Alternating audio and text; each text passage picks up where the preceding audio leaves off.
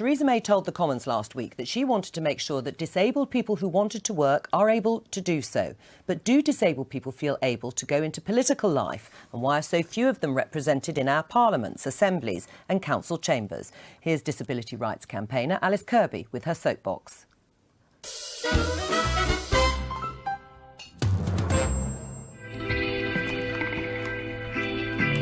Let's go to the Commons for Prime Minister's question.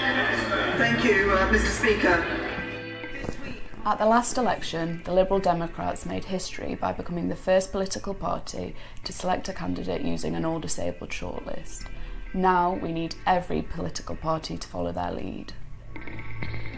There are over 13 million disabled people in the UK. That means we make up 21% of the British population. But only 6 of our MPs define themselves as disabled. That's less than 1% of the House of Commons. And that's just not good enough. But the solution is simple. All disabled shortlists counter the overt and subconscious prejudice that blocks disabled people from getting elected, or even putting themselves forward in the first place. Some people say we should just choose the best people for the job. You can still do that, it's just the people being picked are disabled.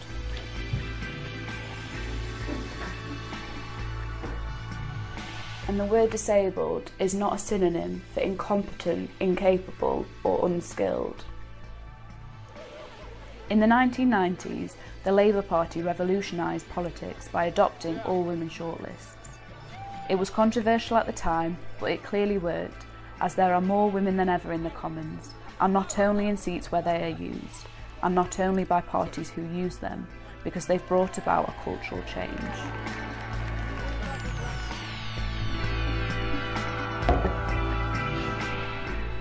Disabled people do not need mouthpieces or champions. We need MPs and ministers who truly understand the discrimination we face. Politicians need to reflect wider society. It's time MPs started truly representing the UK's biggest minority group. And Alice Kirby joins us now from our Sheffield studio. Alice, is it your position then that Parliament can only truly represent disabled people if the Commons is a complete microcosm of wider society? I think that always needs to be the goal. If we look at, it always seems that we're aiming to have gender equality in the Commons. I don't see how it should be any different for disabled people. Do you accept, though, that there may be many more than 6 MPs who are not necessarily visibly disabled? They may have conditions like dyslexia or they're hard of hearing, for example, and they are more aware of the many struggles disabled people face as a result? Yes, so we only know of 6 disabled MPs that have kind of publicly said that they're disabled. Of course, there probably is more, but I think that kind of speaks to a larger issue of why are politicians not comfortable saying that they're disabled, and is it about this culture of disability being seen as something that makes you weak and not a good politician? And I think something like all disabled shortlists would bring about a cultural change there, much like all women shortlists have. Right. That would make these people feel more comfortable about identifying as disabled publicly. Well, Suella, do you agree all disabled shortlists would actually help balance representation? I have to say, I really want more disabled people to get involved in public life and generally employment. But I do disagree with the principle of all shortlists based on personal characteristics, whether that's on disability, whether it's gender, whether it's race or anything else, because I just feel that it doesn't really, it's not robust enough to enable the best people to come through. And I think that people don't need favours being done. They can thrive on a level playing field with more encouragement and more engagement. And that's really the challenge for us. I mean, they haven't thrived so far. Alice, what do you say to Suella? We've got millions more people, disabled people in work over the last 4 years alone. We're talking about representation in Parliament. Right, OK. But generally, we are seeing progress. And I think that should be encouraged and built upon rather than saying shortlists for people. Alice, what do you say in response to Suella?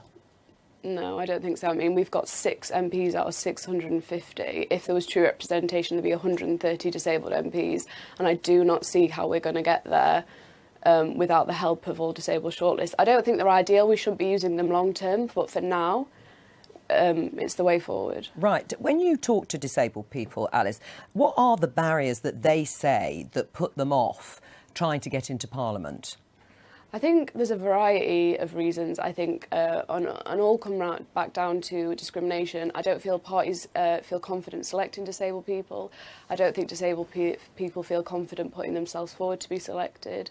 There's something called the Access to Elected Office Fund that the Tories shut, which provided like financial support for disabled people running elections to cover adjustments like taxi fares and sign language interpreters. That's been shut. That definitely needs to be open because we're at a financial disadvantage. I also think a really key area would be job sharing for MPs to allow disabled people who wouldn't be able to work full time to still be able to run for office. Right. Do you take that point that actually some of the things like funding, which would actually help accessibility, should be reinstated by the Conservatives? Well, I don't think it's always about money either. I think it's more about engagement. So I think that providing opportunities for work experience, for internships, for apprenticeships in Parliament, for including more people in the party, whether it's Labour, Conservative, Lib Dems, from a wide variety of backgrounds of all abilities should be encouraged. And my experience in the Conservative Party is that people of all abilities are welcome, and we have champions for disability rights, people who are disabled and also people who are not disabled. You don't have to personally bear those characteristics to be an advocate for an issue. I mean, Stephen, Labour Party obviously used all women shortlist. Should they do the same for disabled people? I think this is a really interesting idea. I'd very much like to see it piloted, just to see how we'd make it work in practice. Right, it has been, you say, Alice. How's it been? Where's it been piloted? The Liberal Democrats selected their candidate in the last election from an all-disabled shortlist. Yeah, no, I'd very much like to see it piloted in the Labour Party, and I think it would be, because when you're looking for candidates who have experience of campaigning, knocking doors, ideally a good connection to the local area and political experience. So we do want to make sure that we have all of that. Now, as you say, there's 13 million disabled people in this country, so I have no doubt that within that talent pool we have it. But there is also a problem with getting people to come forward into politics in general. I think they look at the amount of abuse that politicians get on social media, the very polarised nature of the political landscape in which we live at the moment, the complexity of it, sometimes the very long working hours. So there's a lot of other barriers to getting people into public life, but I do think this is a really interesting idea. So, Alice, perhaps you could work with the Labour Party, help them do that pilot. Thank you very much. Very welcome. Thank you. Thanks for joining us today.